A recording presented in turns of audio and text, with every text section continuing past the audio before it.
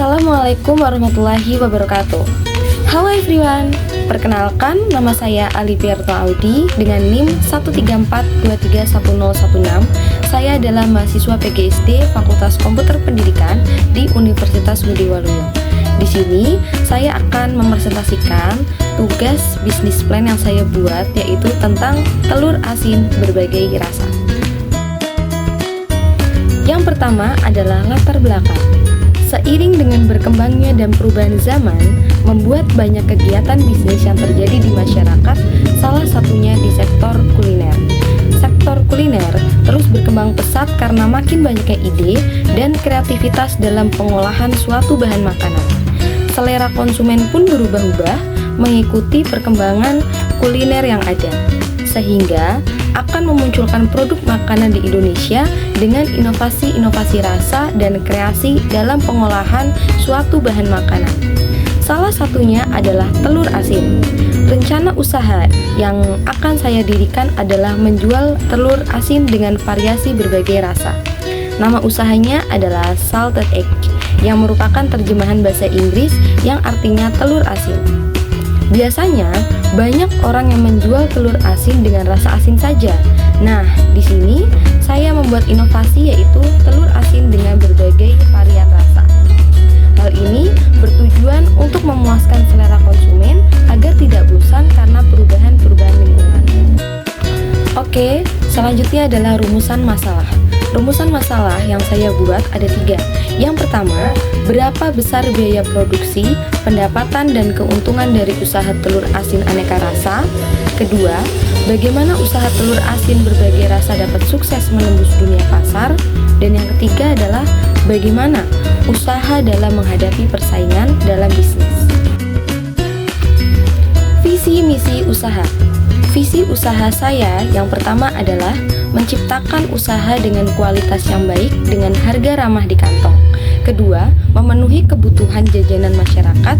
Dan yang ketiga adalah menyediakan telur asin dengan berbagai varian rasa yang halal, lezat, dan berkualitas. Misi saya adalah yang pertama, memberikan kualitas yang baik. Kedua, memberikan harga yang terjangkau untuk kalangan masyarakat. Ketiga, memberikan layanan yang baik kepada para konsumen. Keempat, mengutamakan kejujuran, tanggung jawab, dan kehalalan produk usaha. Selanjutnya adalah tujuan dan manfaat usaha. Tujuan usaha yang pertama adalah menumbuhkan jiwa kewirausaha. Kedua, mendapatkan keuntungan sebanyak-banyaknya. Ketiga, menambah pengalaman dan ilmu pengetahuan kewirausahaan dalam melakukan kegiatan usaha. Keempat, mewujudkan kemampuan dan kemantapan dalam berwirausaha untuk meningkatkan kemajuan dan kesejahteraan masyarakat. Dan yang kelima adalah menumbuhkan semangat berwirausaha di kalangan mahasiswa. Selanjutnya adalah manfaat usaha. Manfaat usaha yang pertama adalah manfaat di bidang ekonomi. Modal yang dikeluarkan minim, tetapi mendapat keuntungan yang cepat dan berlipat.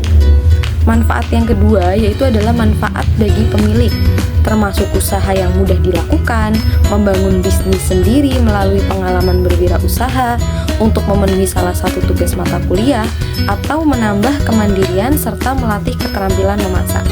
Dan yang ketiga adalah manfaat bagi masyarakat. Manfaat bagi masyarakat itu adalah produk usaha cukup dikenal masyarakat, memenuhi konsumsi cemilan masyarakat, dan menghadirkan makanan dengan harga yang murah tetapi bergizi. Selanjutnya adalah produksi dan analisis bisnis. Yang pertama adalah produk. Produk yang akan saya buat adalah telur asin dengan berbagai aneka rasa. Yang kedua adalah berbagai rasa produk telur asin. Yang pertama ada rasa original, rasa pedas santuy, pedas liwar, pedas daun jeruk, dan yang terakhir adalah pedas sambal terasi. Selanjutnya adalah analisis aspek finansial. Dengan yang pertama itu adalah harga. Harga rasa original itu adalah harganya 5.000, pedas biasa 8.000, pedas liwar 8.000, pedas daun jeruk 8.000, dan pedas sambal terasi 8.000. Yang kedua adalah modal. Peralatan dan perlengkapan yang dibutuhkan, yang pertama adalah baskom besar 4 pieces, yaitu dengan harga 100.000, kompor gas dan regulator dengan harga 200.000, tabung gas 3 kg 110.000, panci besar 150.000, amplas dengan harga 10.000, dan suntikan plus jarum suntik 12 pieces dengan harga 42.000. Jadi total perlengkapan dan peralatan yang akan saya gunakan adalah sekitar 612.000. Selanjutnya adalah bahan baku per hari. Yang pertama adalah telur bebek dengan kualitas premium 150 biji dengan harga 375.000. Kedua, abu gosok dengan harga 8.000, garam 65.000, air 15.000, ekstra cabai 90.000, ekstra cabai plus daun jeruk 95.000, ekstra sambal terasi 100.000, dan packaging dengan harga 30.000. Jadi, total untuk bahan baku per hari adalah sekitar 838.000. Jadi, kalau total untuk bahan baku per bulannya itu berarti tinggal 838.000 dikali 30, ya jadinya 25.140.000. Yang ketiga adalah laba rugi. Asumsi penjualan per hari adalah 150 biji telur asin berbagai rasa. Total penjualan per bulan berarti 150 biji dikali 8.000 dikali 30 hari sama dengan 36 juta. Jadi bulan pertama penjualan per bulan 36 juta, jadi biayanya dengan 27.527.000. Jadi keuntungannya adalah sekitar 8.473.000. Selanjutnya adalah analisis pasar dan pemasaran. Yang pertama adalah analisis pasar, yaitu target pasar. Karena saat ini saya memanfaatkan penjualannya secara online, jadi untuk target pasar sendiri sangat luas dari berbagai kalangan. Bukan hanya yang berada satu daerah yang sama, melainkan juga dari berbagai daerah dan kota. Yang kedua adalah persaingan. Karena produk telur asin dengan berbagai rasa masih belum banyak yang mengembangkan, maka untuk persaingannya sendiri tidak terlalu ketat. Yang ketiga adalah sasaran pembeli. Untuk sasaran pembelinya sendiri, saya menargetkan untuk semua kalangan masyarakat. Selain itu, saya juga menargetkan untuk rumah makan. Selanjutnya adalah strategi pemasaran. Yang pertama adalah dari mulut ke mulut, dengan berbagi cerita kepada orang sekitar, teman, dan keluarga tentang telur asin berbagai rasa ini dan meminta mereka untuk mempromosikan kepada orang yang mereka kenal tentang usaha kita. Yang kedua adalah melalui berbagai media internet. Penggunaan media sosial seperti Instagram, Facebook, WhatsApp, dan juga TikTok sebagai usaha promosi. Dan yang ketiga adalah pengembangan pasar. Membuka tempat penjualan secara offline yang memiliki tempat strategis sehingga mudah dijangkau. Selain itu, pembukaan toko secara online di berbagai platform belanja online. Yang keempat adalah pengembangan produk dengan menambahkan berbagai rasa yang sesuai dengan selera lidah orang Indonesia. Selain itu, kita juga akan mengembangkan rasa telur asin dengan berbagai rasa makanan khas dari berbagai daerah di Indonesia. Dan yang kelima itu adalah langkah-langkah promosi. Yang pertama, aktif dalam penggunaan media sosial.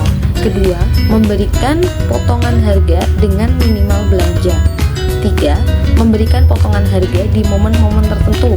Dan yang keempat adalah melakukan endorse.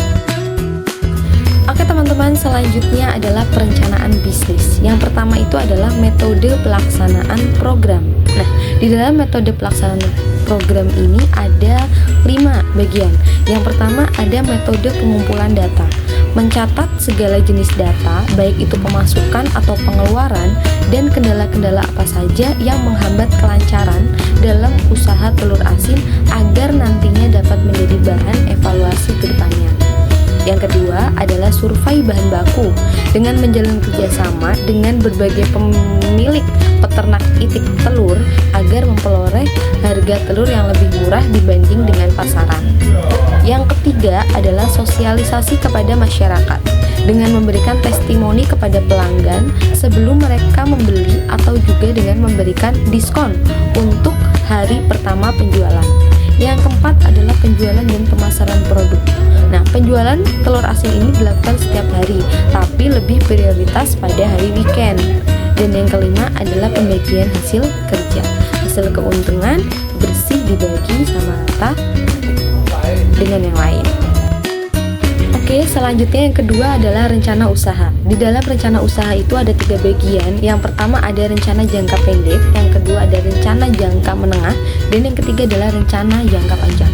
Di rencana jangka pendek yaitu adalah kita dapat meningkatkan kreativitas dan inovasi dari produk yang dijual. Yang kedua adalah rencana jangka menengah, yaitu dengan dapat membuat ruko untuk penjualan produk telur asin ini dan meningkatkan mutu dan kualitas usaha. Dan yang ketiga adalah rencana jangka panjang. Rencana jangka panjang ini itu dapat menjalin kerjasama dengan berbagai ruko untuk memperluas pemasaran telur asin. Oke, selanjutnya di sini ada gambaran usahanya ya teman-teman. Jadi di sini ada cara pembuatan yang pertama. Nah, di sini cara pembuatan yang pertamanya itu dengan telur asinnya itu ditutupi dengan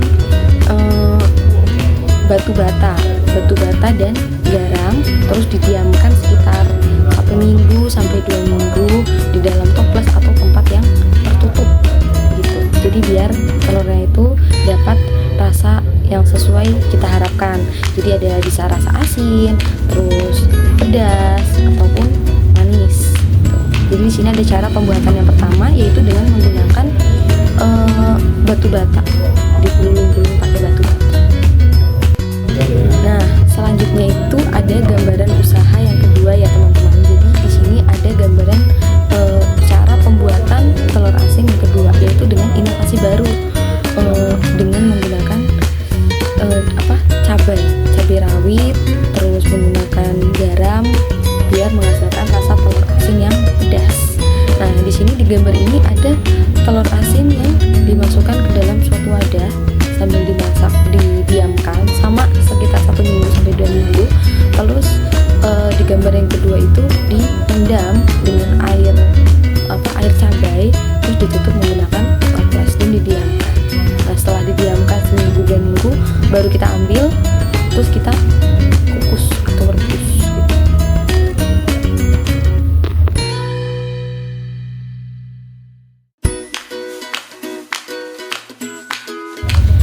Oke teman-teman, begitulah video presentasi yang dapat saya sampaikan tentang bisnis plan saya, yaitu tentang telur asin